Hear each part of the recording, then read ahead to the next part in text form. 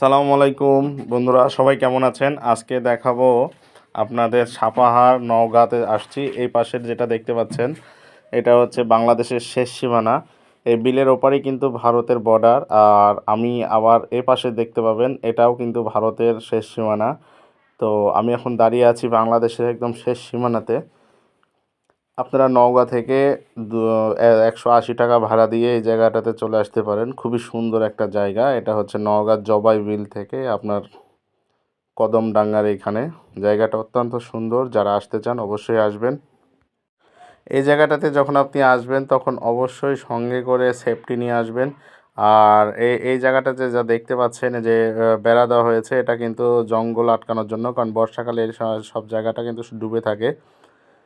আর আমি এখন চলে যাব নওগাঁর আরেক জায়গা। তো আসুন আমরা দেখতেছি। এই যে জায়গাটা দেখতে পাচ্ছেন এটা কিন্তু প্রচুর মাছ হয় এখানে। এই জায়গাটাতে যে মাছ হয়, মাছগুলো কিন্তু অনেক সুস্বাদু এবং প্রতিদিন এই জায়গায় বর্ষাকালে কিন্তু মানুষ মাছ মারার জন্য আসে। এখন কিন্তু শুকাই গেছে। তো দেখতে থাকুন। নওগাঁর সবথেকে ঐতিহ্যবাহী জায়গা হচ্ছে পাহাড়পুর, তারপরে হচ্ছে এই জবাই বিল। তো এটা হচ্ছে সেই জবাই বিল। তো আপনারা যারা আসতে চান অবশ্যই আসতে পারেন। আর এই জায়গাটা যা দেখতে পাচ্ছেন এখন যেটা দেখাবো সেটা হচ্ছে সুইচ গেট। এটা জবাই বিলের সুইচ গেট। এটা বাংলাদেশের তৈরি, একদম সীমান্ত ঘেঁষে এই সুইচ গেট। এই সুইচ গেটে যখন আপনার প্রচুর পানি আসে তখন কিন্তু এটা দিয়ে গেট বন্ধ করে রাখা হয় পানি জমে রাখার জন্য।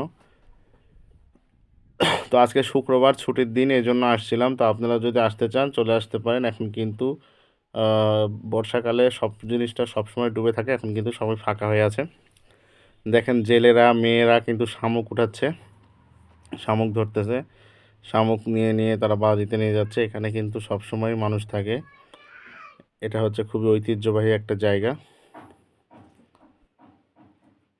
আর এই যে এই ভাইটি দেখেন বতক নিয়ে আসছে। বতক বা পাতিহাঁস যাই বলেন না কেন, ইনি কিন্তু পাতিহাঁস চড়ায় এবং ধানের জমিতে ইনি কিন্তু পাতিহাঁস চড়াচ্ছে।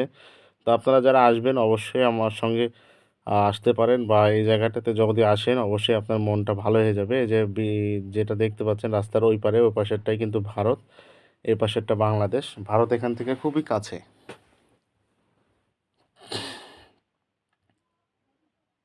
তো সবাই ভালো থাকবেন, সবাইকে শুভেচ্ছা।